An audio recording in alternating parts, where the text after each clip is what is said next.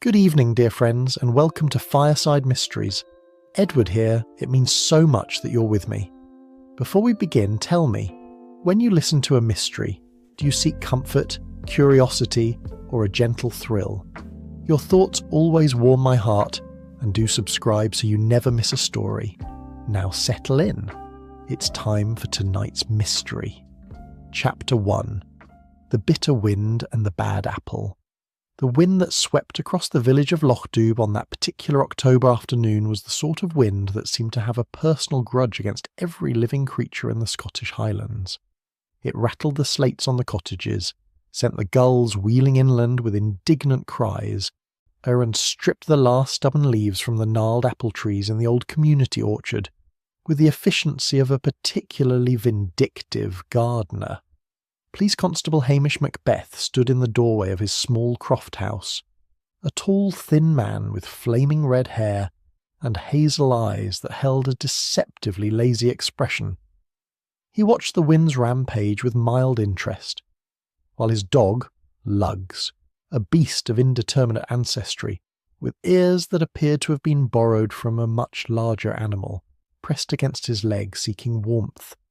At his feet, Sonzi, a wildcat he had domesticated through sheer patience and regular offerings of fish, wound herself around his ankles with a rumbling purr that sounded more like distant thunder than contentment. It's a grand day to be doing absolutely nothing, Hamish remarked to his animals, who appeared to agree wholeheartedly with this assessment. He had been officially on duty for approximately 3 hours, during which time he had accomplished the important tasks of feeding his small flock of sheep, checking that Mrs. Wellington's cat had not gotten itself stuck up the oak tree again, and enjoying a leisurely cup of tea while reading yesterday's newspaper. Crime, he reflected with satisfaction, seemed to be taking a holiday in Lochdoub, and he saw no reason to go looking for it. The shrill ring of the telephone interrupted his peaceful contemplation. Hamish sighed, recognising the imperious tone of the ring itself. Only Mrs. Wellington, the minister's wife, could make a telephone sound bossy. "Hamish!" Her voice crackled down the line with the force of the wind outside. "You're needed at the Lochdoub Arms immediately. There's a terrible scene developing, and you must come at once." "What sort of scene?" Hamish asked, though he was already reaching for his peaked cap with the resignation of a man who knew his afternoon of productive idleness was over. "That dreadful man from London is threatening to destroy the orchard. The whole village is in an uproar." Hamish made his way down to the harbour, where the Lochdoub Arms public house sat like a squat stone sentinel overlooking the loch. The wind pushed at his back as if eager to hurry him along, and he could hear raised voices even before he pushed open the heavy wooden door. The scene inside was precisely the sort of Highland drama that Hamish had spent years trying to avoid. The usual collection of locals had gathered around the bar, their faces flushed with anger and whisky in equal measure. At the centre of the storm stood a man who looked as out of place in the Lochdoub Arms as a Mercedes in a sheep field. Silas Vane was perhaps 50, with the sort of expensive haircut that cost more than most Lochdoub residents spent on groceries in a month. His suit was London tailored, his shoes Italian leather, and his expression suggested he was a man accustomed to getting exactly what he wanted, precisely when he wanted it. He stood with one polished shoe propped on the brass footrail, holding a glass of what Hamish suspected was very expensive single malt, and surveying the furious villagers with the amused contempt of a man watching ants scramble from a disturbed nest. "Constable," Vane drawled, his accent pure Kensington. "Perhaps you can explain to these people that I have every legal right to do what I wish with my property." "Your property?" spluttered Archie McLean, the local fisherman, his weathered face turning an alarming shade of purple. "That orchard has belonged to this village for 200 years. "Belonged being the operative word," Vane replied smoothly. "Past tense. I purchased it quite legally last month, and I intend to develop it as I see fit. A distribution centre for my supermarket chain will provide employment and modernise this quaint little backwater." "Modernise?" The echo came from Nessie Curry, one of the twin spinsters who ran the general store. Or modernise," her sister Jessie repeated, as was her habit. Hamish removed his cap and held up one hand. instantly quieting the room through the sheer force of Highland respect for the law, even when that law was represented by a man widely considered too lazy for promotion. "Now then," he said mildly, "perhaps we can all discuss this like civilized folk." "There's nothing to discuss," Vane said, draining his glass and setting it down with a sharp click. "The trees come down next week. I suggest everyone gets used to the idea." A small, elderly woman emerged from the corner where she'd been serving tea to the more temperate members of the gathering. Elspeth McInnes was perhaps 70, with soft white hair pinned in a neat bun, and the sort of gentle face that made strangers want to confide their troubles to her. She wore a hand-knitted cardigan and a floral apron dusted with flour, and she carried herself with the quiet dignity of a Highland woman who had weathered many storms. "Mr. Vane," she said softly, her voice like honey over gravel, "surely there's some compromise we might reach. The orchard means so much to the village. I make my preserves from those apples. They've won awards, you see, and they help me make ends meet." Vane turned to look at her, and something cruel flickered in his eyes. "Awards from a village fete hardly constitute a business concern, my dear, though I'm sure your little jam pots are very quaint." Hamish saw Elspeth's face tighten for just a moment before the gentle smile returned. She turned away to collect empty teacups, murmuring apologies as she went. "You're making a mistake, Doctor," Brodie said quietly from his corner seat. The village physician was a thoughtful man who rarely raised his voice, which made his words carry more weight when he did speak. "This village has a long memory." "Is that a threat, Doctor?" Vane's smile was sharp as broken glass. "It's a fact," Brodie replied evenly. Hamish spent the next hour trying to calm various tempers, a task complicated by Vane's apparent determination to insult every person in the pub. By the time the London executive finally departed in his expensive car, the atmosphere in the Loch Dubh Arms could have been cut with a claymore. "That man," announced Angela Brodie, the doctor's wife, "is destined for a bad end." "Aye," agreed several voices. Hamish walked back to his croft as the sun set over the loch, painting the water crimson and gold. Elspeth McInnes caught up with him halfway, carrying a basket covered with a checked cloth. "I thought you might like some scones, Constable," she said with her gentle smile. "Still warm from the oven? It's a cold evening, and you've had a trying afternoon." Hamish accepted the basket gratefully, touched by her kindness. "That's very good of you, Mrs. McInnes." "Not at all," she replied, her voice as soothing as a Highland lullaby. "We must all look after each other in times like these." As he watched her walk away toward her small cottage near the orchard, Hamish thought that if all the villagers were as sweet-natured as Elspeth McInnes, policing Loch Dubh would be no work at all. He fed lugs and sonsie, ate 2 of the excellent scones, and settled in for a quiet evening with his feet up by the fire. Outside, the wind continued its assault on the village, and somewhere in the darkness the ancient apple trees creaked and groaned like old men complaining about the weather. It was, Hamish reflected, a perfect Highland evening. Nothing at all to worry about. He had no idea how wrong he was. Chapter 2. A Gruesome Harvest. The morning after Silas Vane's pronouncement of doom upon the orchard dawned cold and grey, with a mist rolling in from the loch that turned the village into something from a ghost story. Hamish woke to find Lug standing on his chest, breathing fish-scented breath into his face with the patience of a dog who knew his human was constitutionally incapable of early rising. "Aye, all right," Hamish muttered, checking his bedside clock and discovering it was barely 7. This had better be important. It was. The phone was ringing with the insistent tone that meant trouble, and when Hamish answered it, the voice on the other end belonged to young Dougie Fraser, who helped old Mr. McPhee tend the orchard. "Constable, you'd better come quick. There's a body in the orchard, under the big tree. The old apple tree. He's dead, Hamish. Very dead." Hamish was dressed and out the door in 3 minutes, leaving Lugs and Sonsie with stern instructions to guard the house. The mist wrapped around him like a damp blanket as he hurried toward the orchard, which sat at the edge of the village where the land began to slope upward toward the hills. The orchard gate stood open, and Hamish could see Dougie's lanky form silhouetted against the grey morning light. The young man's face was pale, and he pointed wordlessly toward the oldest tree, a massive twisted specimen that was said to have been planted when Bonnie Prince Charlie was still a young man. Silas Vane lay on his back beneath the gnarled branches, his expensive coat spread around him like the wings of a fallen crow.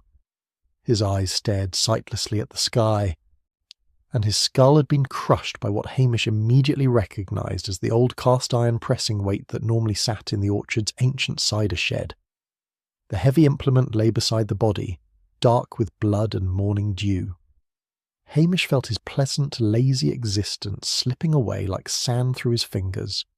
He secured the scene with the rope he always carried in his jacket pocket, sent Dougie to call for the police doctor from Strathbane, and began his examination with the methodical care that belied his reputation for indolence. The killer had struck with precision. One blow, delivered with considerable force. Vane must have been lured here in the dark, which meant the murderer knew the orchard's layout intimately. The twisted roots and uneven ground made navigation treacherous even in daylight, yet there were no signs of stumbling or hesitation in the killer's path. Professional, Hamish thought grimly.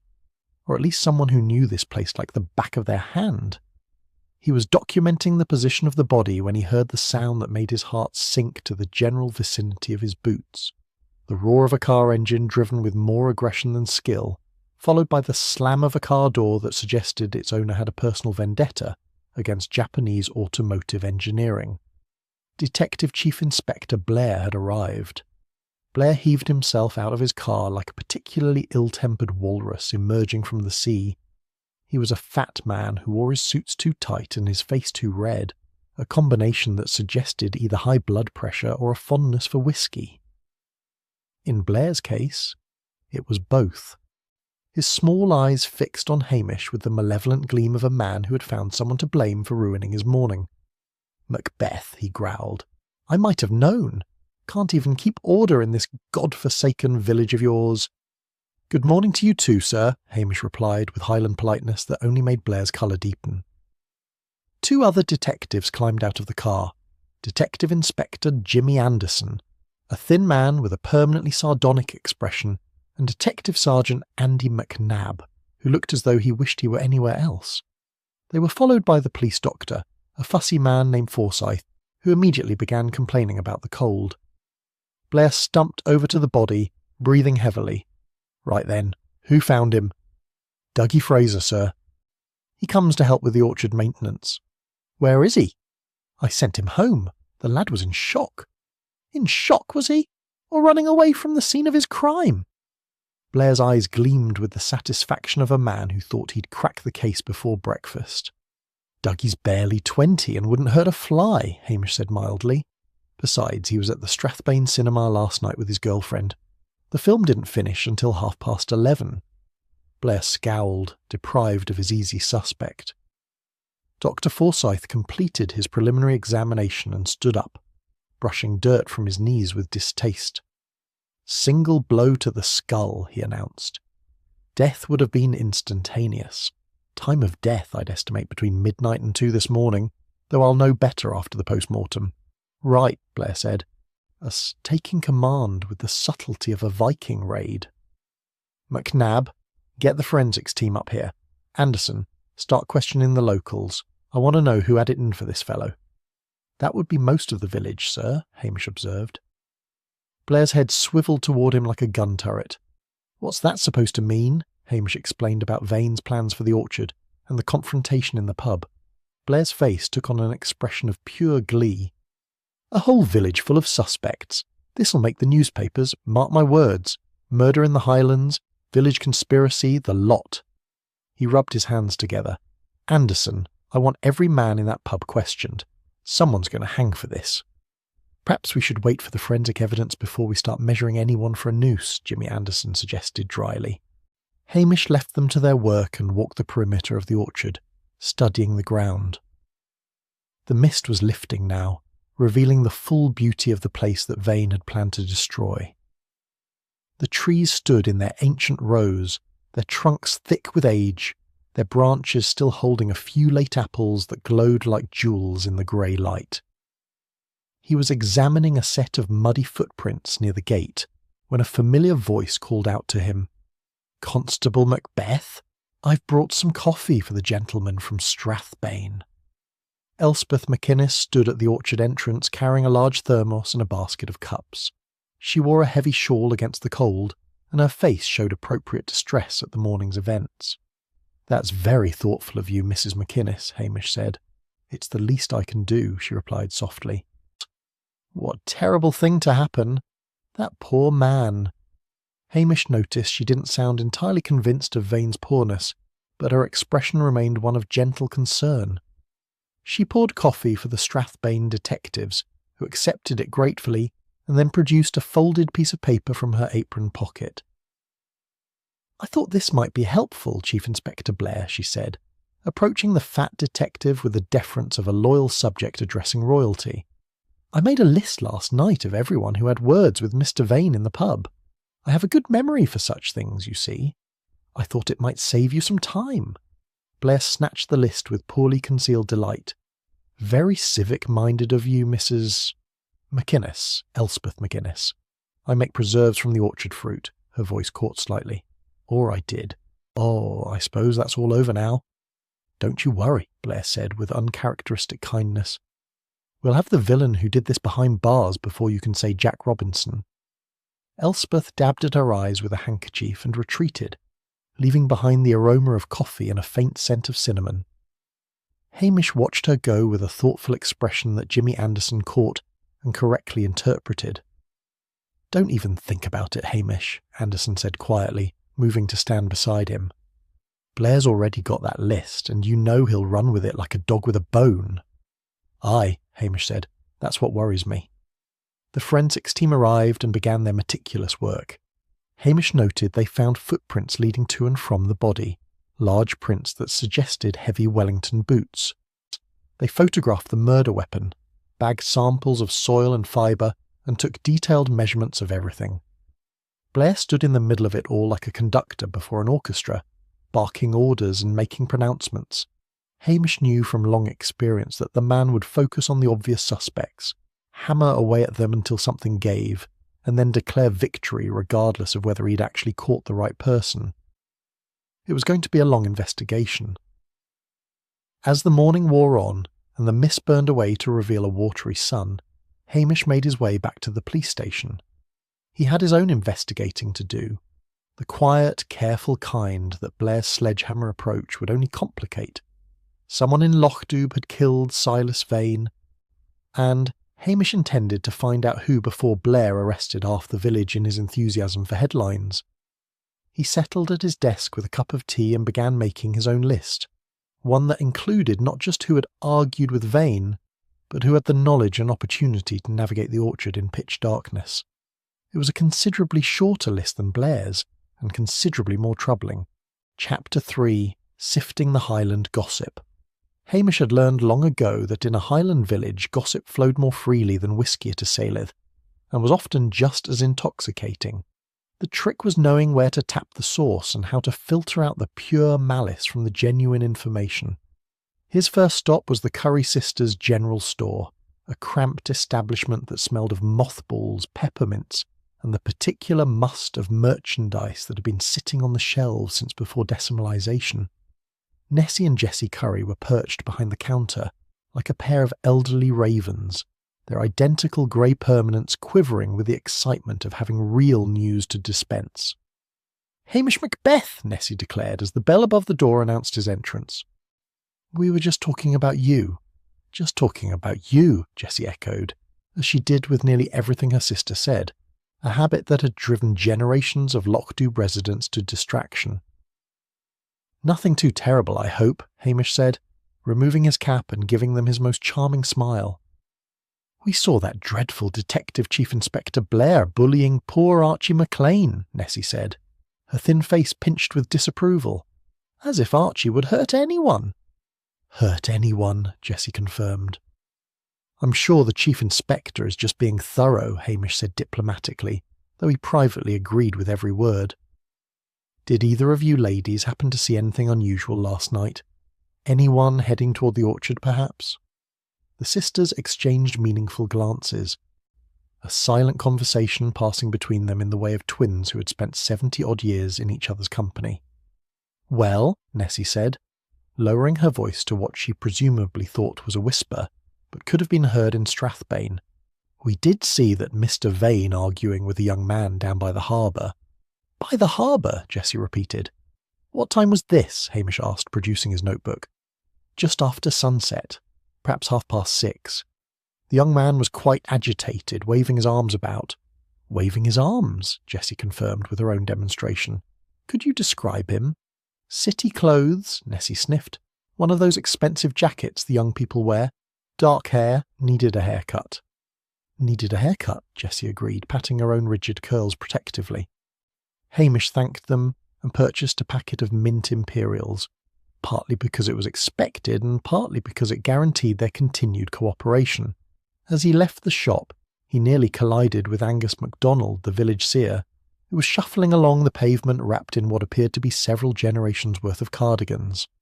"Ah, Hamish," Angus said, his rheumy eyes brightening. "I've been expecting you." "Have you now?" Hamish replied, managing to keep the scepticism from his voice. Angus claimed to have the second sight, a gift Hamish privately attributed to an excellent network of gossipy informants and a talent for vague pronouncements that could be interpreted to fit any circumstance. "I had a vision last night. Dark deeds in the orchard I saw, blood on the fruit." "Very poetic," Hamish said. "I don't suppose your vision included any useful details, like who was doing the dark deeds?" Angus tapped the side of his nose. "The sight doesn't work like that, laddie, but I can tell you this. The man who died had enemies you haven't even thought of yet. Look beyond the village, Hamish. Look to his past." With that cryptic pronouncement, the old man shuffled off, leaving Hamish none the wiser but marginally more thoughtful. For all his charlatan ways, Angus occasionally stumbled onto genuinely useful information, usually gleaned from his extensive network of equally ancient relatives scattered across the Highlands. Hamish's next visit was to the Lochdoub Arms, where he found the lunchtime crowd subdued and Jimmy Anderson propping up the bar with a half-pint of beer and an expression of weary resignation. Hamish," Jimmy said with genuine relief. "Save me from myself. Blair's got me interviewing every soul who was in here last night, and they're all telling me the same thing. Vane was an insufferable bastard who deserved what he got." "Aye, well, that's the Highland way," Hamish said, signalling to the barman for 2 coffees. "Speak ill of the dead if they were genuinely terrible people." "The problem is they're not wrong," Jimmy said, dropping his voice. "I've been doing some digging into our victim's background. Silas Vane was CEO of Vane Mart Supermarkets, and he's got a reputation for acquiring land through what we might charitably call aggressive business practices." "Blackmail?" Hamish suggested. Jimmy's eyebrows rose. "You've been doing your homework too, I see. Nothing proven, mind you, but there are rumours. Yeah, several property owners who mysteriously decided to sell to him after he conducted research into their affairs." Hamish filed this information away carefully. "Did Blair find anything useful at Vane's rental cottage?" "Haven't searched it yet. Too busy terrorising the locals." Jimmy took a sip of his coffee and made a face. "This is terrible." "Aye, but it's hot," Hamish pointed out. He lowered his voice. "Jimmy, I need a favour. When the autopsy report comes through, could you let me have a wee look at it?" "Why do I get the feeling you're about to ask me to do something that'll get me fired?" "Because you're a perceptive detective," Hamish said. "Also, I'll provide the whiskey for the viewing. The good stuff, not the paint stripper they serve here." Jimmy sighed. "You're a corrupting influence, Hamish Macbeth. Fine. But if Blair catches us, I'm blaming you entirely." They were interrupted by the arrival of Dr. Brodie, who looked as though he'd aged 10 years overnight. The usually composed physician ordered a whiskey despite the early hour and drank it with the desperate air of a man in need of medicinal fortification. "Rough morning, Doctor?" Hamish asked sympathetically. "Blair," Brodie said, as if the single word explained everything, which, Hamish reflected, it rather did. "He practically accused me of murder to my face, asked me what I had against Vane, where I was last night, whether I owned Wellington boots. Wellington boots, for God's sake. I'm a doctor, not a farmer. What did you tell him? The truth, that I was at the manse playing bridge with Reverend Wellington and his wife until midnight. Angela can confirm it. Hamish made a mental note. Midnight put Brodie safely accounted for, given the estimated time of death. Did Vane say anything to you personally? Before the incident in the pub, I mean? Brodie's hand tightened around his glass. We had a brief conversation. Private medical matters. Nothing relevant to his death. The doctor's tone suggested the subject was closed, but Hamish caught the flash of something in his eyes. Fear, perhaps, or guilt about something entirely unrelated to murder. After Brodie left, Hamish nursed his coffee and thought about the case. A victim with a talent for making enemies. A murder committed by someone who knew the orchard intimately. A killing that could have been committed by any number of people with motive and opportunity. It was exactly the sort of case that Blair would solve by arresting the first person who couldn't prove their whereabouts to the second, and exactly the sort of case that would haunt Hamish if an innocent person went to prison. He was contemplating this gloomy prospect when the door opened and a young man entered, brushing rain from an expensive leather jacket. He had dark hair that did indeed need cutting, and he looked around the pub with the nervous energy of someone searching for something or someone. "Excuse me," the stranger said, approaching the bar. "I'm looking for information about Silas Vane. I heard there was some trouble." The pub went silent. Every eye turned toward the newcomer, and Hamish felt the weight of suspicion settle over the room like fog. "And who might you be?" Hamish asked. His tone pleasant, but his gaze sharp. The young man swallowed. "Callum Vane. I'm his nephew." The silence stretched longer, broken only by the crackle of the fire and the distant cry of gulls. Then everyone started talking at once, and Hamish knew his afternoon of quiet investigation was about to become considerably more complicated. He caught Jimmy Anderson's eye across the room and saw his own thought reflected there. The case had just acquired another layer of complication, and somewhere in Strathbane, Blair was going to be absolutely delighted. Hamish sighed and signalled for another coffee. It was going to be a very long day indeed. Chapter 4, The Extortionist Ledger. The autopsy report arrived 2 days later, delivered by Jimmy Anderson in the form of photocopied pages tucked inside a folded newspaper.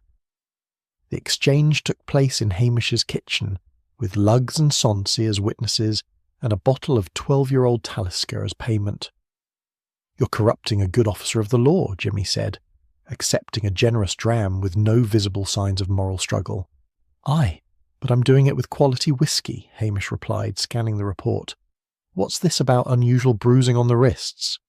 "Forsyth thinks Vane might have been restrained before he was killed. Not tied up, mind, but held. The bruising suggests someone grabbed him, possibly during a struggle." "Or while escorting him to the orchard," Hamish mused. "The blow to the skull was precise. Single strike. Death instantaneous.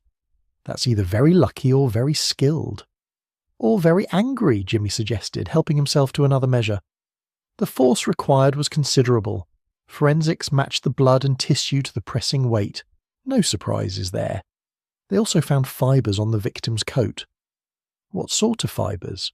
"Wool. Hand-knitted likely. Could have come from anywhere, given that half of Scotland seems to wear hand-knitted jumpers." "Anything else?" Jimmy hesitated, then pulled out another folded paper. "Blair doesn't know I copied this.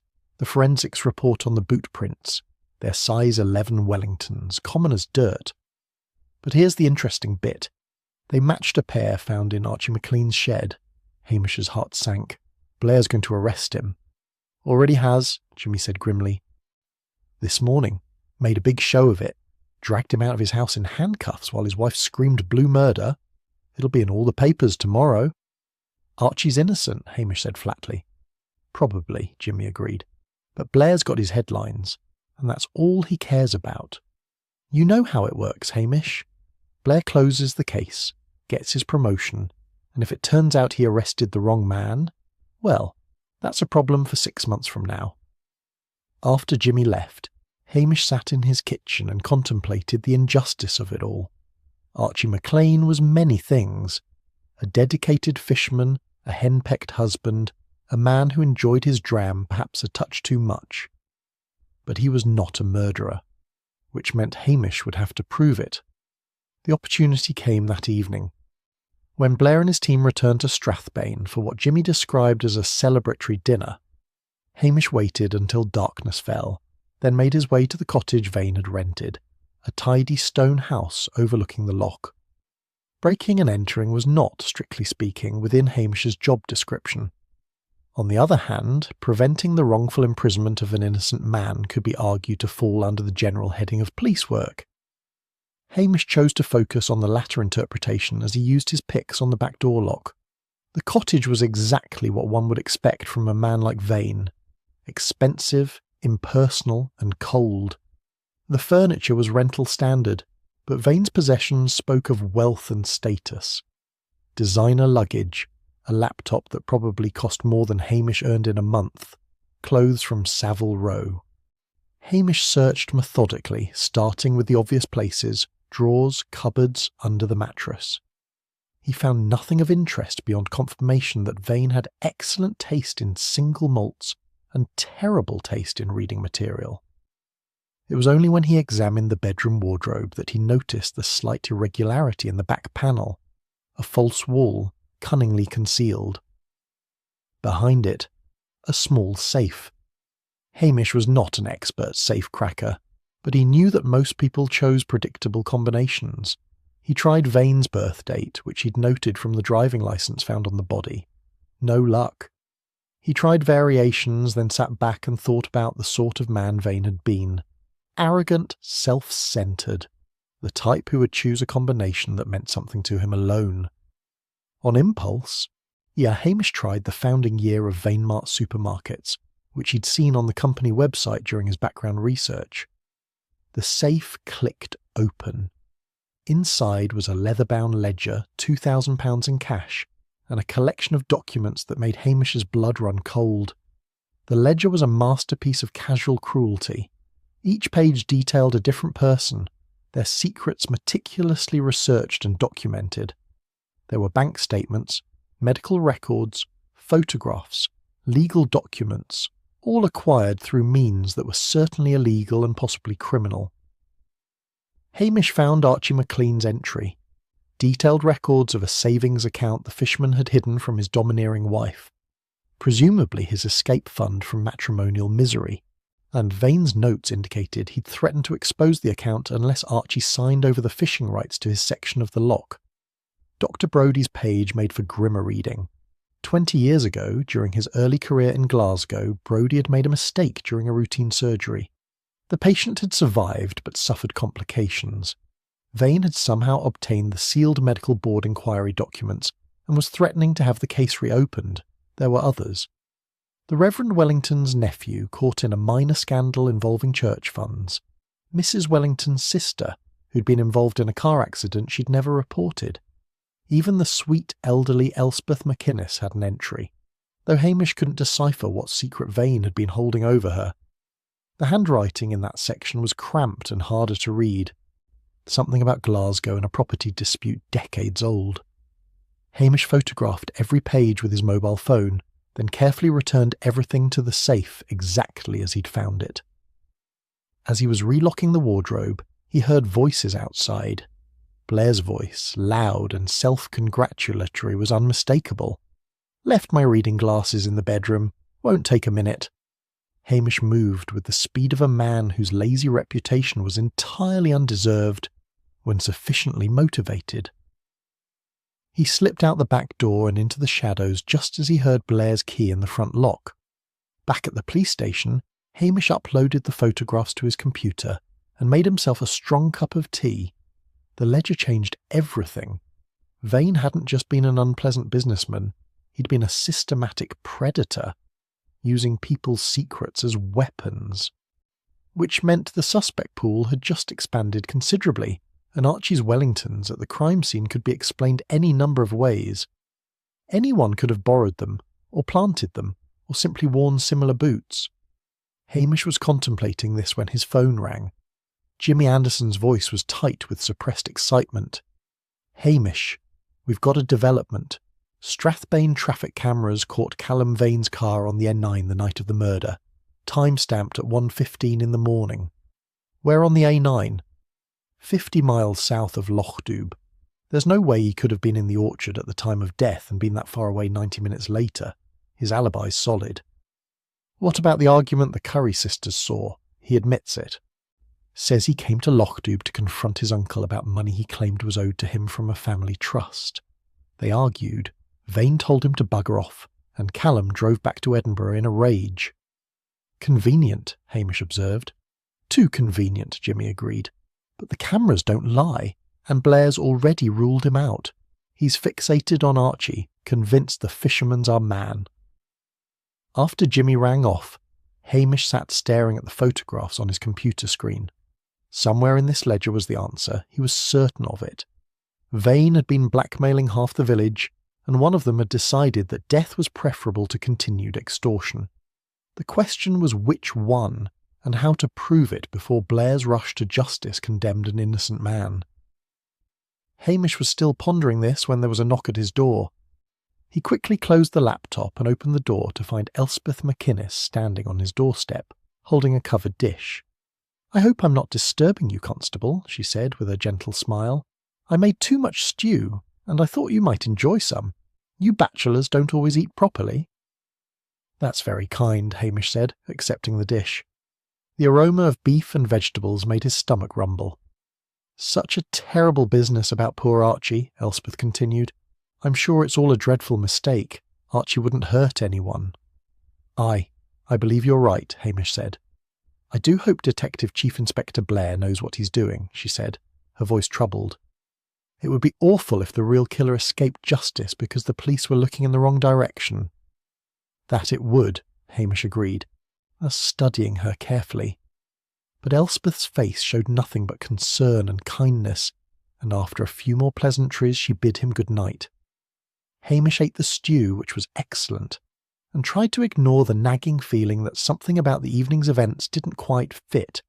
But what? Chapter 5. Expanding the suspect pool. The arrest of Archie MacLean had split the village into two camps. Those who believed Blair had caught the right man through sheer detective brilliance, and those who believed Blair couldn't find his own backside with both hands and a map. Hamish firmly belonged to the latter group. He spent the morning after discovering the ledger making quiet inquiries, a task complicated by the fact that half the village was now terrified their own secrets would be exposed. People who normally greeted him with friendly waves suddenly found urgent business elsewhere when they spotted his police Land Rover approaching. The exception was Mrs. MacLean, Archie's wife, who descended upon the police station like an avenging Valkyrie with a grievance and a rolling pin. "Hamish Macbeth," she bellowed, her voice rattling the windows. "My Archie sits in a cell in Strathbane while you do nothing. Nothing! Mrs. MacLean, I assure you I'm doing everything I can. Everything! Everything!" Her face had gone the colour of a ripe beetroot. "That fat fool Blair has arrested an innocent man, and you stand there like a lamp-post." Hamish weathered the storm with the patience of a man accustomed to Highland women in full fury. When she finally paused for breath, he said quietly, "I know Archie didn't do it, Mrs. MacLean. I'm working to prove it." She blinked, some of the rage draining from her face. "You are?" "Aye. But I need you to trust me and keep this between us. Can you do that?" Mrs. MacLean sniffed, adjusted her coat with dignity and nodded. "See that you do then. And tell that husband of mine when he gets home. His tea will be waiting, along with a piece of my mind for getting himself arrested." After she left, Hamish returned to studying the photographed ledger entries. Each page represented a potential suspect, someone with a powerful motive to silence Vane permanently. The question was which one had possessed the means and opportunity. Dr. Brodie's entry troubled him most. The medical scandal was precisely the sort of thing that could destroy a career, even after 20 years. Hamish decided a house call was in order. He found the doctor at home, looking haggard and considerably older than his 50-odd years. Angela Brodie, his wife, showed Hamish into the surgery with a worried expression. He's not been sleeping, she confided. This business with poor Archie has upset him terribly. Brodie sat behind his desk, staring at nothing in particular. He looked up when Hamish entered, and something flickered in his eyes. Guilt, perhaps, or fear. "Doctor," Hamish said, settling into the patient's chair, "I need to ask you some difficult questions, and I need honest answers. About the night Vane died, I've already told Blair. Not about the murder, about what Vane had on you." The colour drained from Brodie's face. "I don't know what you mean." "Doctor, I know about Glasgow. I know about the surgical complication and the medical board inquiry. I also know that Vane was threatening to reopen the case." Brodie's hands trembled as he reached for a glass of water. "How did you find out?" "Vane kept records. Very thorough records." Hamish leaned forward. "I need to know where you really were the night he died." "The truth this time." The doctor's shoulders sagged. "I was playing bridge at the manse just as I said, but I left early around 11. Told the Wellingtons I had a migraine. I went home, took a sleeping tablet, and went to bed. Angela can confirm it." "Can she? Or was she already asleep when you came home?" Brodie met his eyes. "I didn't kill him, Hamish. God knows I wanted to. The man was threatening to destroy everything I'd built, to drag up a mistake I've spent 20 years atoning for, but I didn't kill him." "Where were your Wellingtons that night?" "In the surgery boot room where they always are. Anyone could have taken them." Hamish made notes, his expression neutral. The problem with having an entire village full of suspects was that everyone's alibi could be questioned, and everyone had access to everyone else's possessions. This was Lockdoob, after all, where doors were rarely locked and trust ran deeper than suspicion. Until a murder happened. His next interview was with Callum Vane, whom he found nursing a pint in the Lockdoob Arms and looking thoroughly miserable. The young man had taken a room at the small hotel, claiming he wanted to stay until his uncle's affairs were settled. "Mr. Vane," Hamish said, sitting across from him uninvited. "I'd like to hear about your relationship with your uncle," Callum laughed bitterly. "Relationship? We didn't have one. Uncle Silas made sure of that after my father died.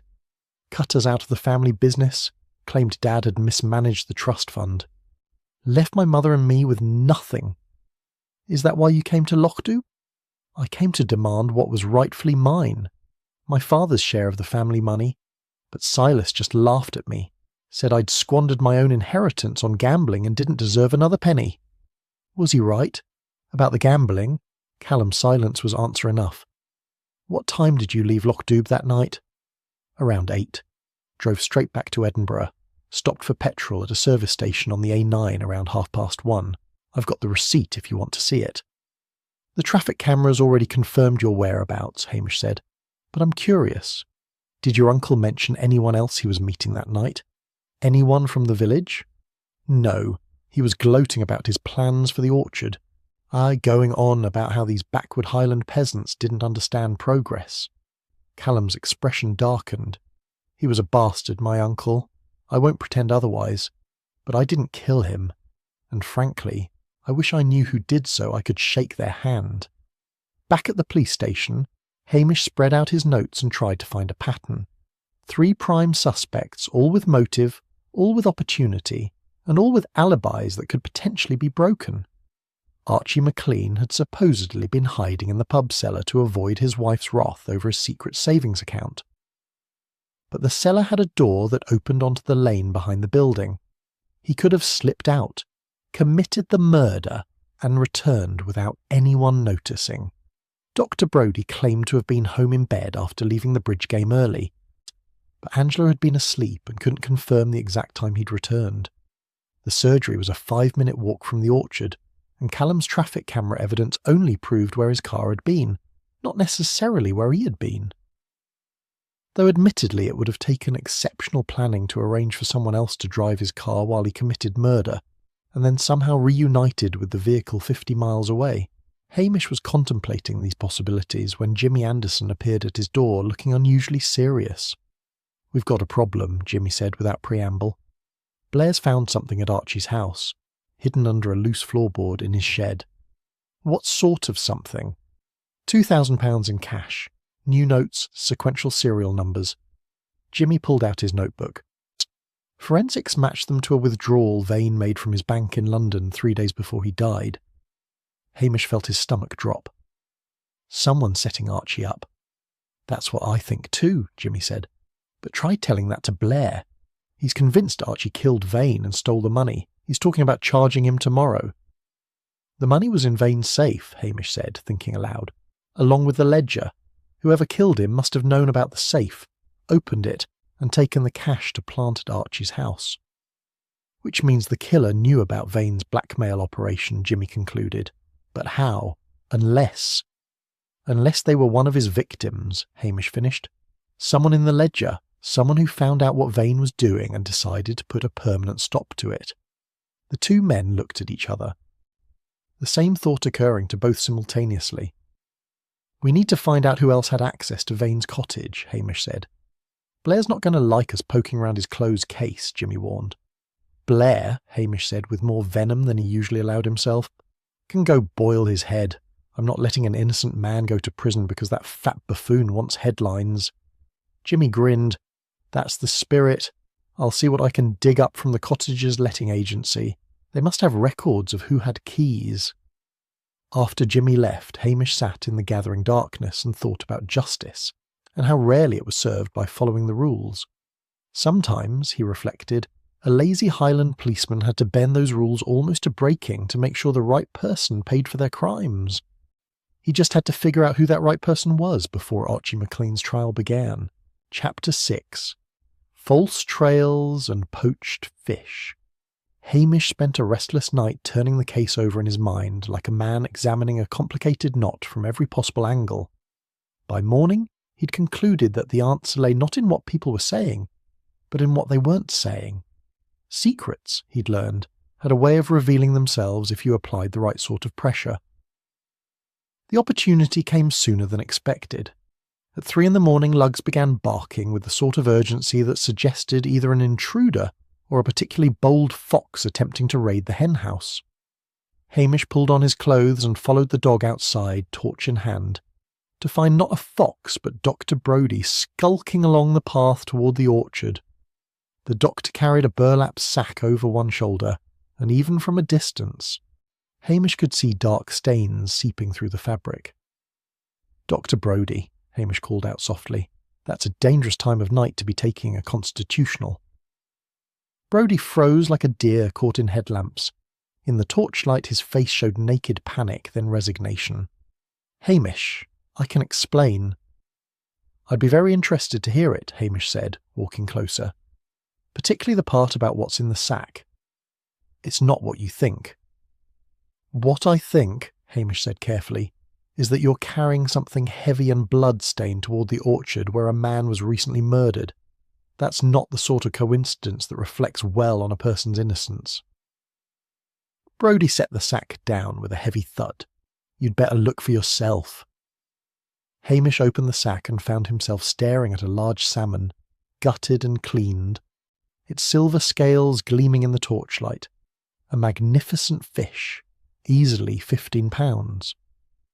"It's from the Anstey River," Brodie said quietly. "I caught it this evening, without a permit." "Poaching," Hamish said. "I know it's illegal, but Angela's been after me for months to catch a proper salmon, and I thought I could slip out, catch one, and she'd never need to know where it came from. Only now everything's gone wrong, and I can't very well keep illegal fish in my freezer with Blair nosing about." "So you were burying the evidence in the orchard?" "It seemed like a good idea at the time," Brodie said miserably. "I realise now it looks rather suspicious." Hamish studied the doctor in the dim light. The man was genuinely terrified, but not of being caught for murder. This was the fear of a respectable professional caught in a minor but embarrassing transgression, the sort of thing that would be gossiped about for years in a village where scandal was a rare and precious commodity. "Go home, doctor," Hamish said finally. "What about the fish?" "Leave it with me. I'll dispose of it properly." "You're not going to report this?" "Report what?" Hamish said, his tone making it clear the conversation had never happened. "A man can't be expected to investigate every shadow he sees at night. Now go on. before someone else spots you wandering about looking guilty. After Brodie scurried away with visible relief, Hamish stood in the darkness and considered the fish. It was, he had to admit, a beautiful specimen. Lugs looked at it hopefully. "No," Hamish told his dog firmly. "This is evidence. Of a sort." He took the salmon back to the police station and stored it in his small freezer, then made a note to return it to the Anstey River's bailiff with a vague story about confiscating it from unknown poachers. The bailiff would understand. Everyone poached salmon occasionally, and a blind eye was often the wisest course in Highland matters that didn't actually hurt anyone. The incident cleared Dr. Brodie from Hamish's primary suspect list. A man creeping about with illegal fish was not the behaviour of someone who'd recently committed murder in the same location. The doctor's fear was genuine, but limited to his minor crime, not the greater one. Which left Archie McLean sitting in a Strathbane cell in the mysterious question of who had planted evidence in his shed. Hamish made himself breakfast while thinking through the timeline. Vane had been killed between midnight and 2 in the morning. The planted money had been found 3 days later, which meant the killer had had ample time to break into Archie's shed and hide it. But why Archie? Of all the people in Lochduv, why frame the fisherman? The answer came to him as he was buttering his toast, because Archie was the obvious choice. He had argued publicly with Vane. He had a secret Vane was threatening to expose. His Wellingtons matched the prints at the scene. He was, in short, the perfect patsy for someone who needed the investigation to look elsewhere. Hamish was contemplating this when his phone rang. Jimmy Anderson's voice came through tight with suppressed excitement. "Hamish, get yourself to Strathbane. Archie's being released." "What? Why?" His lawyer got the money evidence thrown out. Turns out Blair's team found it without a proper warrant. The sheriff was not impressed. Blair's having apoplexy as we speak. "What about the Wellington boots?" "Circumstantial. Dozens of people in Lochduv own the same type. Without the money linking Archie to the crime, there's not enough to hold him." Hamish felt a weight lift from his shoulders. "That's grand news." "Don't celebrate yet," Jimmy warned. "Blair's convinced Archie's guilty and will probably be watching him like a hawk. He's also threatening to arrest anyone else who gives him trouble. The man's desperate for a conviction." After the call, Hamish drove to his croft to check on his sheep, needing the simple, uncomplicated task of animal husbandry to clear his mind. The morning was crisp and bright, the sort of day that made living in the Highlands worth all the rain and midges. He was mending a fence when he spotted a figure approaching across the field. Elspeth McInnes, wrapped in a thick shawl, picked her way carefully over the rough ground. "Constable Macbeth," she called out, "I hope I'm not disturbing you." "Not at all, Mrs. McInnes. What brings you out this way?" She reached the fence, slightly out of breath. "I heard the wonderful news about Archie being released. I wanted to thank you. I know you must have had something to do with it." "I can't take credit for Blair's incompetence," Hamish said with a smile. "Still, it's a relief. The whole village has been so tense." She paused, then added delicately, "I wonder if I might ask you something, Constable?" "In confidence." "Of course." That ledger Detective Chief Inspector Blair mentioned during his interviews, the one found in Mr. Vane's cottage. I assume it contained personal information about various villagers. Hamish chose his words carefully. "I couldn't say. That's part of the official investigation." Of course. It's just that I worry, you see, about people's privacy. Some things are better left in the past, don't you think? Old mistakes, old sorrows. They shouldn't define us forever." There was something in her voice, a hint of steel beneath the gentle concern that made Hamish look at her more closely. But her face showed only kind worry, the expression of an elderly woman concerned for her neighbours. "The past has a way of catching up with us," Hamish said, "but you're right that it shouldn't define us. What matters is who we are now, not who we were." "That's very wise," Elspeth said, smiling. "You're a good man, Hamish Macbeth. This village is lucky to have you." She turned to go, then paused. "Oh, I almost forgot. I brought you some of my apple chutney. I left it on your doorstep. Just a small token of appreciation." She walked away before Hamish could respond, moving with surprising nimbleness for a woman her age. Hamish returned to his fence mending, but his mind was no longer on the task. Something about the conversation nagged at him. Elspeth had been fishing for information about the ledger, that much was clear. But why? What secret of hers had Vane uncovered? He thought back to the entry he'd photographed. The handwriting had been cramped, harder to read than the others. Something about Glasgow and a property dispute. When he finished with the fence, he went back to the police station and pulled up the photograph on his computer, zooming in on Elspeth's entry. The more he studied it, the more convinced he became that this was important. The entry mentioned a dispute over an orchard in Glasgow dating back 30 years. There were references to bankruptcy, fraud and family tragedy.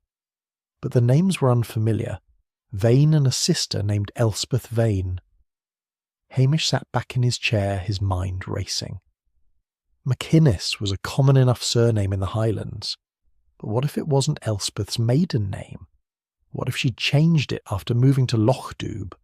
What if gentle, helpful Elspeth McInnes was actually Elspeth Vane, the victim's estranged sister? The thought seemed absurd. Sweet old ladies who made award-winning preserves didn't commit murder. Except, Hamish reflected, in mystery novels they did it rather frequently, and life had a way of imitating art in the most unexpected ways. He needed more information, and he needed it without alerting Blair or anyone else to his suspicions.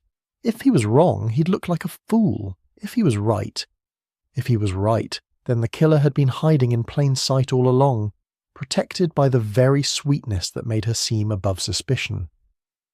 Hamish picked up the phone and dialed a number in Glasgow. It was time to dig into Elspeth McInnes's past. Chapter 7. Ironclad Alibis. The Glasgow Records Office was not, Hamish discovered, the most cooperative of institutions when a Highland police constable rang up asking for 30-year-old property records. After being transferred between 4 different departments, he finally reached a helpful clerk named Mrs. Morrison who remembered the case. "Oh, aye, the Vane bankruptcy," she said, her Glaswegian accent thick as treacle. Terrible business that was. The father hanged himself in the orchard after losing everything. The son, Silas, walked away without a scratch. Very suspicious, if you ask me, though nothing was ever proved. "What about the daughter?" Hamish asked, his pen poised over his notebook. "Elspeth Vane. She was the older one, must have been in her 40s when it happened. So tried to fight the bankruptcy in court, but lost. Last I heard, she'd left Glasgow entirely. Changed her name, some said. Wanted to put it all behind her." "Changed it to what?" "Couldn't tell you. Privacy laws, you understand. But if she took her mother's maiden name, that would have been McInnes. The mother was from Inverness originally." Hamish thanked her and rang off, his suspicions confirmed. Elspeth McInnes was indeed Elspeth Vane, and she'd been living in Lochdoub for years, quietly making her preserves and being kind to everyone, all while carrying the weight of her family's destruction, until her brother had found her. The question now was how to prove she'd killed him, and more importantly, how to be certain she had. Hamish was not a man who rushed to judgment, and the fact that Elspeth had motive didn't mean she'd acted on it. He decided to take a methodical approach, starting with alibis. If he could definitively prove where everyone was during the crucial hours, the truth would emerge. His first stop was the Lochdoub Arms, where the landlord, John Ferguson, was wiping down the bar with the sort of attention to detail usually reserved for surgical instruments. "John," Hamish said, accepting the offer of tea, "I need to ask you about the night Vane was killed. You mentioned Archie was in your cellar." "Aye, hiding from his missus," Ferguson confirmed.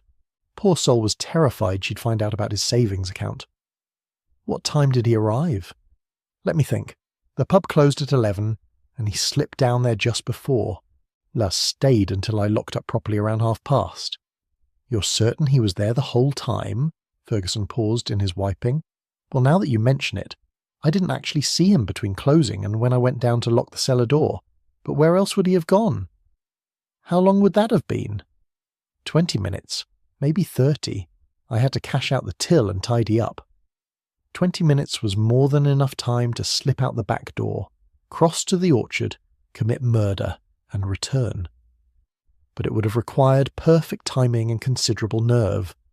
Next, Hamish visited the manse, where Mrs. Wellington received him in the drawing room with tea and shortbread that could have doubled as building material.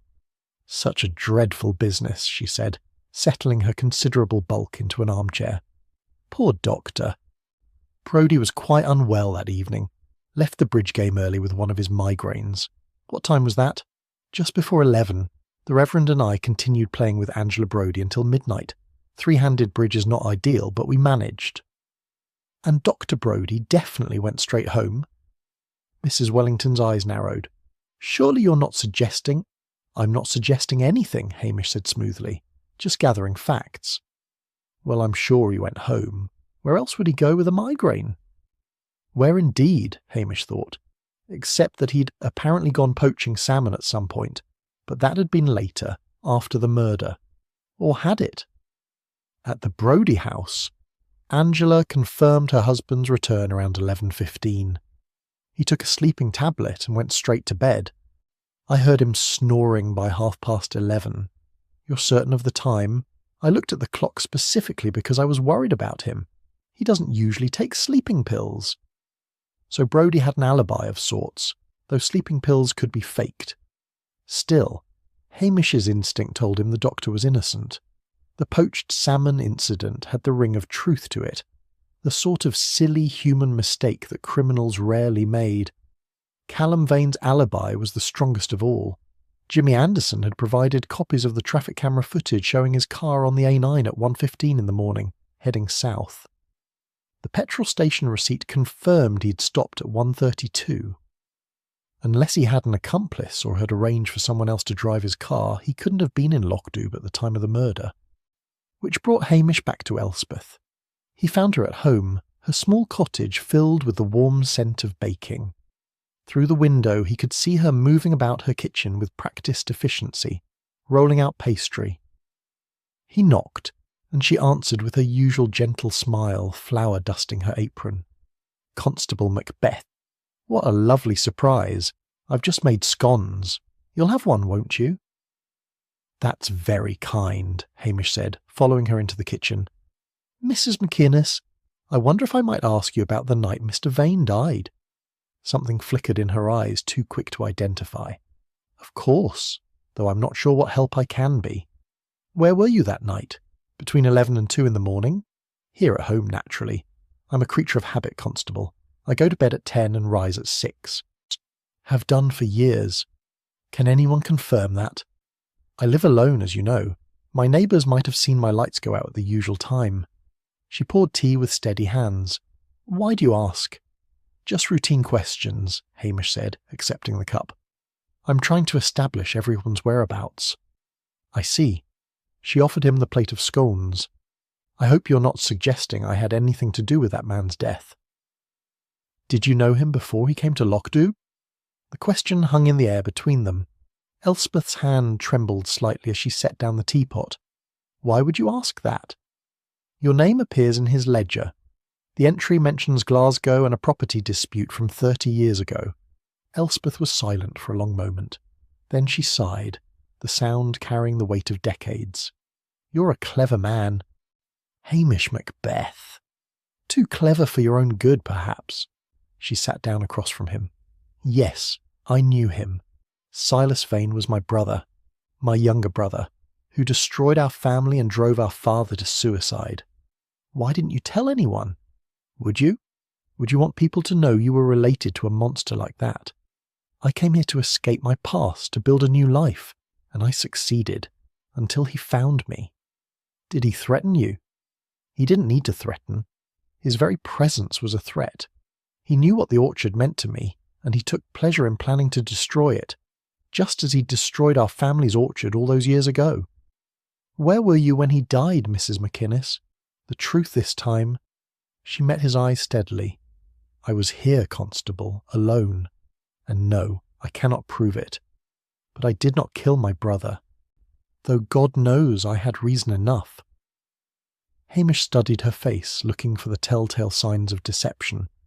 But all he saw was an old woman, tired and sad, carrying a burden of grief that had nothing to do with guilt. Or was that exactly what she wanted him to see? He finished his tea, thanked her for the scone, and left with more questions than answers. Outside, the afternoon light was fading, casting long shadows across the village. Somewhere in those shadows was the truth, and Hamish was determined to find it. But first he needed to examine the crime scene one more time. There was something he'd missed, some detail that would tie everything together. He could feel it, the way a fisherman feels the tug on his line before he sees the fish. The orchard waited in the gathering dusk, its ancient trees standing sentinel over their secret. Hamish walked among them, retracing the killer's steps, trying to see what they had seen, think what they had thought. And suddenly, like a light switching on in a dark room, he knew. The cinnamon. He'd smelled it that first morning beneath the copper scent of blood and the earthy smell of disturbed soil. Just a faint trace, but distinctive. And he'd smelled it again in Elspeth's kitchen, stronger but unmistakable. The special cinnamon she used for her preserves. Hamish stood beneath the old apple tree and knew, with absolute certainty, who had killed Silas Vane. Now all he had to do was prove it. Chapter 8. The Jam Maker's Flaw. Hamish returned to the police station as the last light drained from the sky, his mind working through the evidence like a man assembling a jigsaw puzzle. The cinnamon was suggestive, but hardly conclusive. He needed something more solid, something that would convince not just himself, but a court of law. He pulled out the photographs of Vane's ledger and studied Elspeth's entry again, this time with new eyes. The handwriting was cramped because Vane had written extensively about his sister. The details were there. The bankruptcy orchestrated through fraudulent documents, the father's suicide, Elspeth's subsequent poverty and disappearance from Glasgow society. But there was more. Vane had made notes about confronting her, about his plans to expose her new identity to the village, to destroy her reputation just as he'd destroyed her family.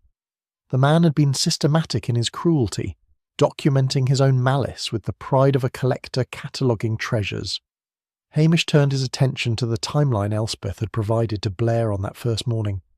He'd barely glanced at it then, trusting in her helpfulness. Now he read it carefully, looking for inconsistencies. There it was, subtle but damning.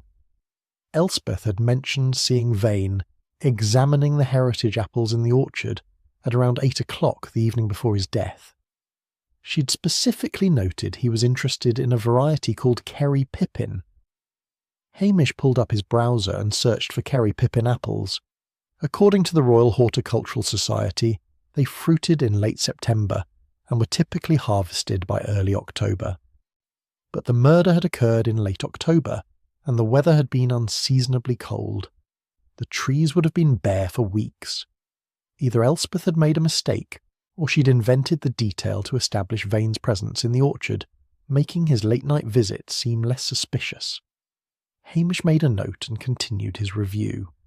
The helpful list of people who'd argued with Vane seemed almost too perfect now, a neat catalogue of suspects that steered Blair's investigation away from the one person who'd had the strongest motive of all. He was contemplating his next move when there was a knock at the door. Jimmy Anderson entered, carrying a manila folder with the air of a man bearing questionable gifts. "I shouldn't be giving you this," Jimmy said, dropping the folder on Hamish's desk. "But Blair's being such an insufferable arse about the whole business that I've decided my conscience can bear a little rule-bending." "What is it?" "Forensics report. The full version, not the summary Blair shared with the team." Jimmy settled into a chair. "Remember those wool fibres they found on Vane's coat?" "Aye. They've analysed them properly now. High-quality merino, hand-dyed with natural dyes. Not your standard jumper material. They also found trace amounts of pectin and cinnamon on the victim's sleeve. The lab thought it was contamination at first, but the pattern suggests it was transferred during physical contact with the killer." Hamish felt his pulse quicken. "What kind of pectin?" "The fancy artisanal kind, apparently, used in jam making." Jimmy raised an eyebrow. I don't suppose you know anyone in Loch Dubh who makes award-winning preserves using artisanal pectin and cinnamon?" I might, Hamish said carefully. There's more. They found a scrap of fabric caught on one of the old pressing weight's rough edges. Tartan ribbon. The expensive sort. Hand-woven, dyed with traditional methods. Very distinctive. Let me guess. The same tartan ribbon that Elspeth McInnes uses to tie her preserve jars? The very same. She's quite famous for it, apparently. Won some award at the Highland Show for presentation. Jimmy leaned back. Blair hasn't connected the dots yet because he's fixated on Archie. But once he sees this report... He'll arrest her, Hamish finished. Was she guilty? Hamish was quiet for a moment, thinking about the gentle old woman who'd brought him scones and coffee. Who'd been kind to everyone, who'd helped steer the investigation with such subtle skill. Aye, he said finally. I believe she is. Then why do you look like you've just lost your best friend? Because she's not a monster, Jimmy. She's a victim who became a killer, and there's a difference. The law doesn't see it that way. I know, Hamish said, but that doesn't make it right. After Jimmy left, Hamish sat in the darkness of the police station, postponing the moment when he'd have to act. He understood why Elspeth had done it. Silas Vane had destroyed her family, driven her father to suicide, and then tracked her down decades later to torment her all over again. In her place, many people would have felt murderous rage, but understanding didn't change the facts. A man was dead, and justice demanded an accounting. Hamish made his decision. Before he handed the evidence to Blair, he would confront Elspeth himself. She deserved that much at least. The chance to explain, to have her story heard by someone who might understand. The next morning he made his preparations carefully. He searched the orchard one final time, this time knowing exactly what to look for. Near the base of the old apple tree, partially buried in the soft earth, he found a small fragment of tartan ribbon. The same distinctive pattern that adorned Elspeth's preserve jars. In the cider shed, where the pressing weight had been stored, he found more traces. A faint scent of cinnamon lingering in the wooden boards. A single white hair caught on a nail. Piece by piece the evidence accumulated. Any one item might be dismissed as coincidence, but together they painted an undeniable picture. Hamish was documenting his findings when his phone rang. It was Elspeth. Constable Macbeth, I wonder if you might spare a moment. I found something that might be important to your investigation. What sort of something? A note. I discovered it this morning, slipped under my door. It's quite threatening, addressed to poor Mr. Vane. I think it might be from Archie McLean. Hamish felt his stomach drop. I'll be right there. He drove to Elspeth's cottage with a growing sense of dread. The note would be another piece of misdirection, another attempt to steer suspicion away from herself. But this time, the attempt was too blatant, too perfectly timed. She was getting desperate. Elspeth met him at the door, holding a folded piece of paper in her trembling hands. I don't like to accuse anyone, Constable, but this is quite disturbing. Hamish took the note and read it. The handwriting was crude, the message unambiguous. Leave our orchard alone or you'll regret it. It was unsigned, but the implication was clear. When did you find this? He asked. This morning, as I said. It must have been put there during the night. May I keep it? Of course. I do hope it helps poor Archie's case, though. I suppose it rather does the opposite, doesn't it? Her voice carried just the right note of regretful concern. Hamish studied her carefully. In the morning light she looked older, more fragile. But there was something in her eyes, a watchfulness that belied her gentle demeanour. Mrs. McInnes, he said quietly, this note is written on the same weight paper you use for your preserve labels. The same cream laid stock with the watermark, she blinked. Is it? I hadn't noticed, but that sort of paper is sold in the stationers. Anyone could have bought it. The handwriting's disguised, but not well enough. There are certain letter formations that are difficult to change. The way you cross your T's, for instance, very distinctive. The silent stretch between them like a taut wire. You're very observant, Constable, Elspeth said finally, her voice losing its gentle quality. It's my job. Is it also your job to understand why someone might do terrible things, or do you just arrest people and let the courts sort out the reasons?" "I try to understand," Hamish said, "but understanding doesn't change what needs to be done." Elspeth walked to her kitchen window, looking out at the orchard in the distance. "That orchard was my father's pride and joy. Did you know that? He spent 40 years cultivating those trees, developing new varieties, winning awards, and Silas destroyed it all with forged documents and legal trickery just to build one of his soulless supermarkets." "I know," Hamish said. "I read the ledger." She turned to face him. "Then you know what kind of man he was? What kind of monster?" "Aye, but that doesn't give you the right to kill him, doesn't it?" Her voice was sharp now, the sweetness stripped away. "He drove our father to hang himself. He left our mother penniless. He destroyed every good thing our family had built. And then he came here, to the one place I'd found peace, and he tried to do it all over again." "So you killed him?" "So I stopped him," Elspeth corrected. "I stopped a monster from destroying more lives." Hamish saw the transformation complete now. The gentle old lady was gone, replaced by a woman whose grief and rage had finally found release after 3 decades of silence. "Tell me what happened," he said. "The truth this time. Chapter 9. A Bitter Harvest." Elspeth moved to the kitchen table and sat down with the careful deliberation of someone who'd been standing too long on tired legs. She gestured for Hamish to sit opposite her. "I suppose there's no point in pretending any more," she said. "You're going to arrest me regardless of what I say." "I need to hear what happened," Hamish said. "All of it." She was quiet for a moment, her hands folded on the table. When she spoke, her voice was steady, almost detached, as if she were recounting events that had happened to someone else. "Silas found me 6 months ago. I don't know how. Perhaps he hired investigators, or perhaps it was simply chance. He appeared at my door one morning with that terrible smile of his and said, 'Hello, sister. Fancy meeting you here.' Did he threaten you immediately? No. That wasn't his way. First he wanted to gloat. He told me about his success, his wealth, how he'd built an empire on the ruins of our family's business. He showed me photographs of the Glasgow orchard, now buried under concrete and steel, a Vainmart supermarket, naturally." Hamish listened, saying nothing. He stayed away for a few weeks after that first visit. I dared to hope he'd satisfied his cruelty and would leave me in peace. But then he came back and told me about his plans for this orchard, our orchard as he called it, as if he had any right to claim kinship with this place. "When did you decide to kill him?" Elspeth's eyes met his, clear and unashamed. "The moment he laughed about father's suicide. He said, and I quote, 'The old fool should have been more resilient. Business is business. After all.' That's when I knew he had to die."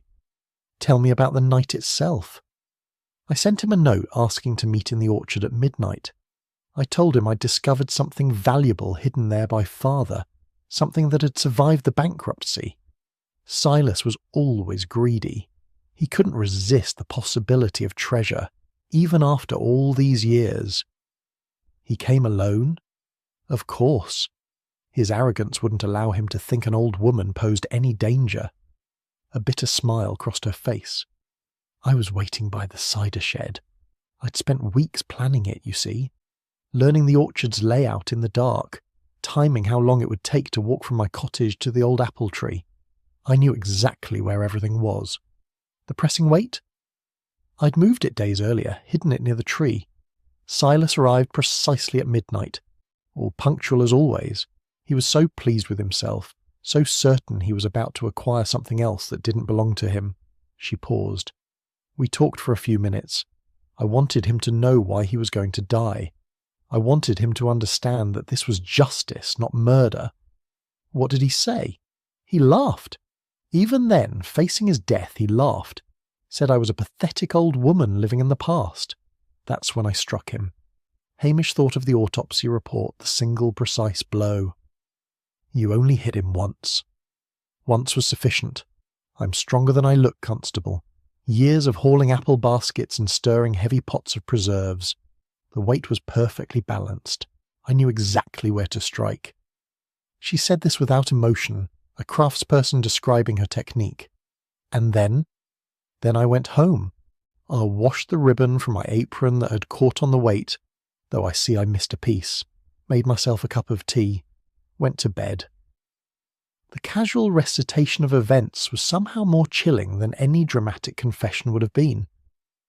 Hamish studied the woman across from him, trying to reconcile the gentle neighbour who'd brought him scones with the calculating killer describing her crime.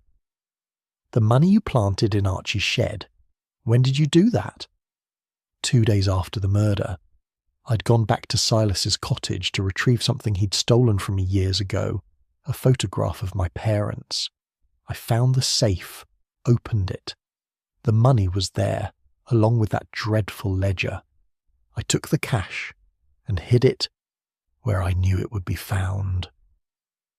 You were willing to let an innocent man go to prison? For the first time, Elspeth showed a flicker of shame. I told myself it wouldn't come to that your Detective Chief Inspector Blair was incompetent enough that the case would fall apart on its own. I was right, wasn't I? Archie was released. Through luck, not your planning. Perhaps. But I wasn't sorry to see him freed. Archie's a good man. He didn't deserve to suffer for my actions.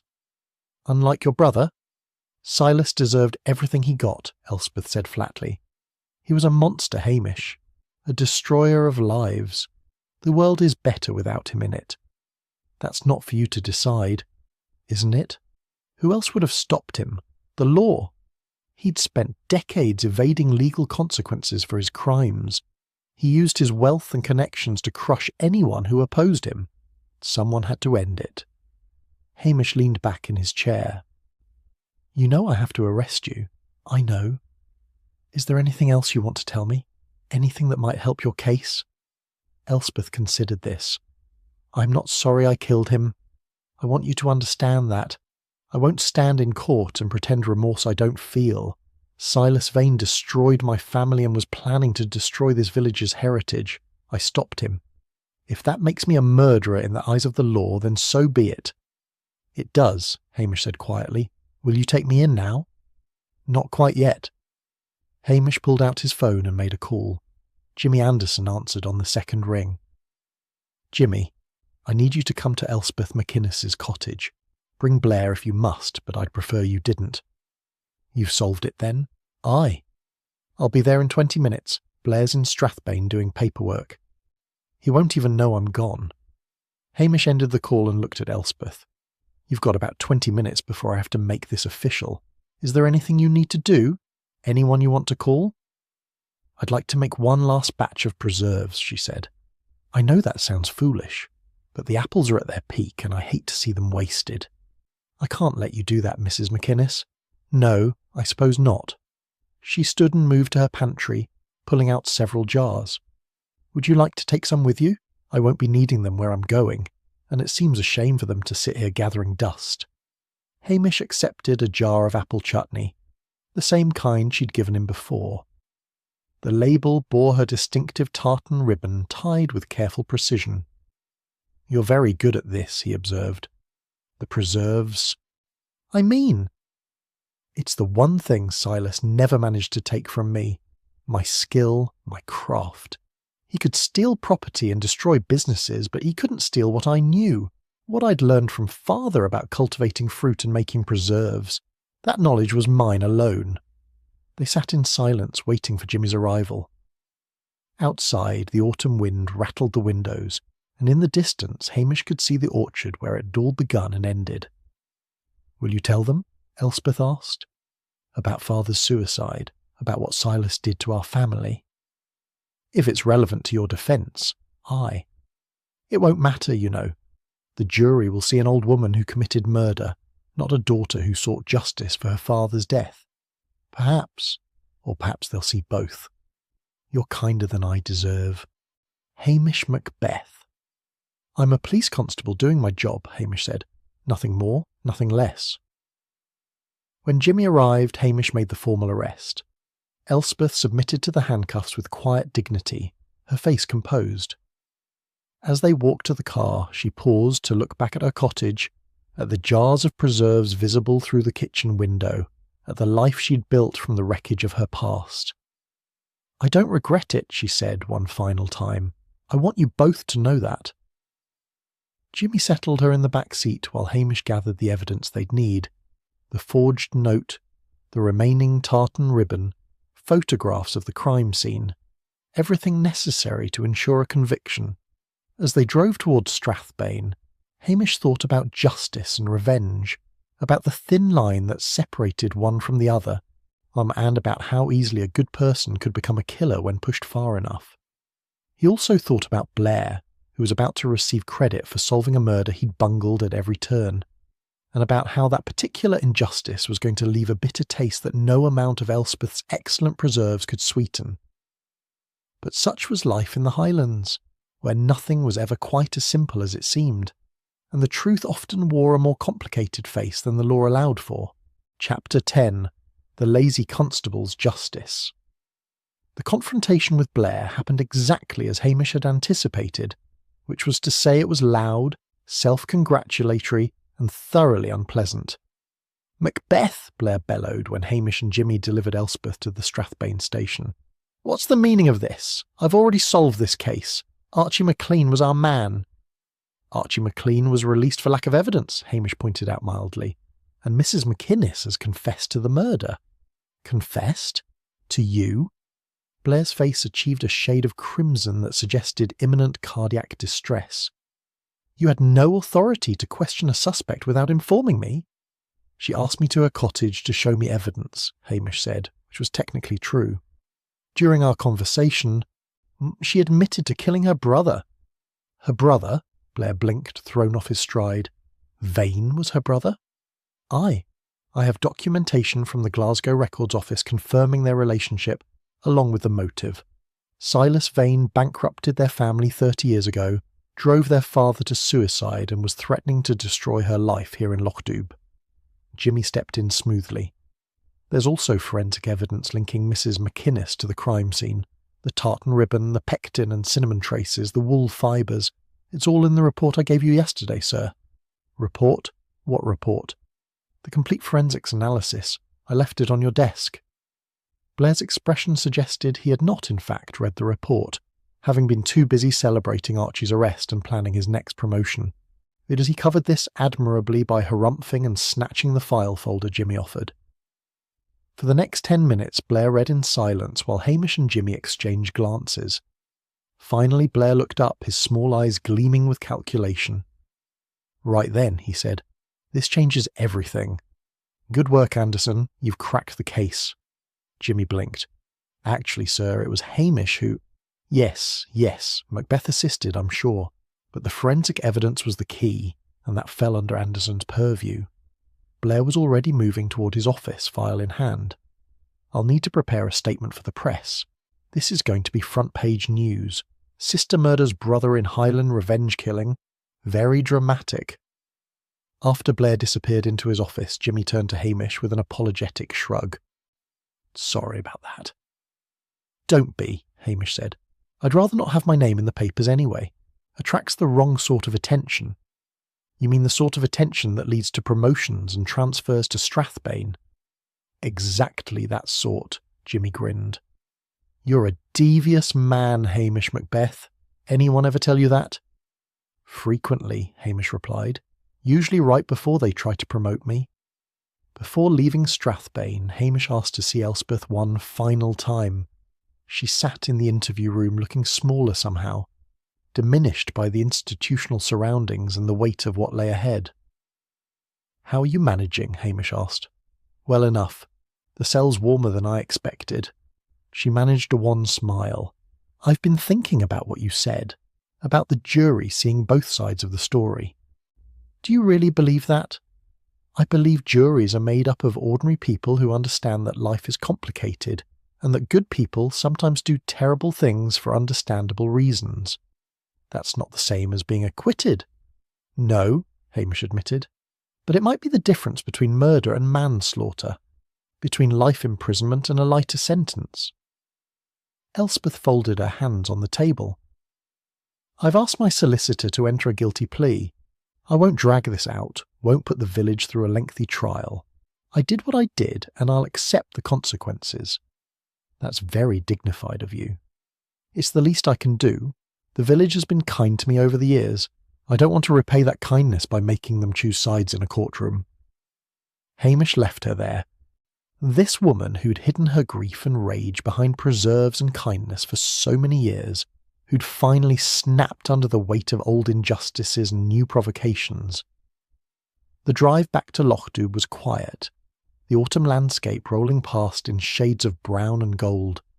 Hamish thought about the case, about all the small deceptions that had nearly worked, and about how Elspeth's greatest mistake had been that forged note. Without it, she might have maintained her innocence indefinitely. The village received the news with mixed reactions. Some were shocked that gentle Elspeth could have committed murder.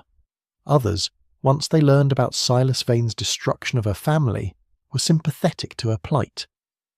The Curry sisters spent an entire afternoon debating whether the killing had been justified, reaching no conclusion but thoroughly enjoying the argument. "She was always so kind," Nessie said. "Always so kind," Jessie echoed.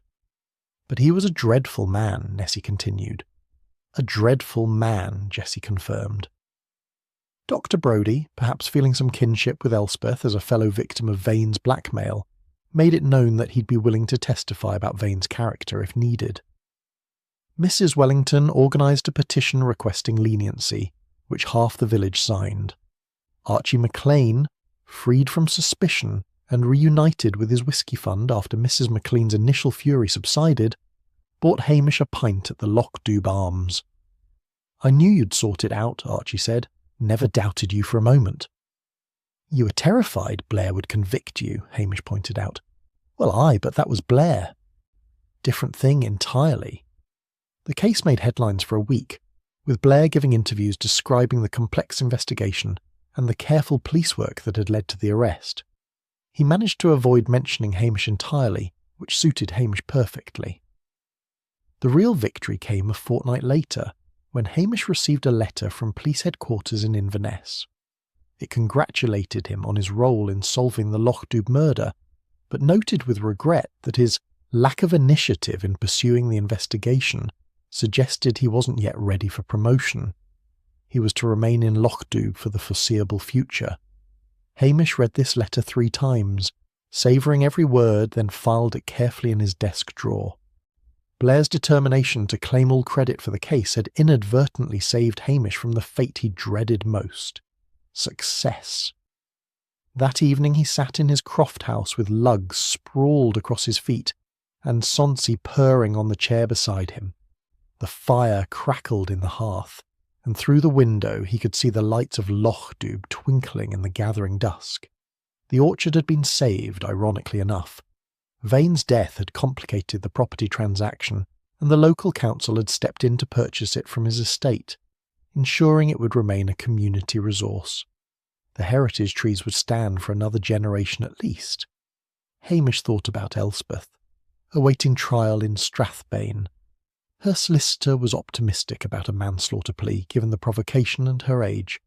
She might serve 5 years, perhaps less with good behaviour. It seemed both too much and too little, a compromise that satisfied neither justice nor mercy. But then, most of life was compromise, Hamish reflected. The law demanded its accounting, but within that framework there was room for understanding, for nuance, for the recognition that people were more than their worst moments. He opened the jar of apple chutney Elspeth had given him, and spread some on a piece of cheese. It was, he had to admit, exceptional. Award-winning quality, just as advertised. It seemed a shame that such talent would be wasted in a prison kitchen, but perhaps they'd let her teach other inmates. Highland preserves as a form of rehabilitation.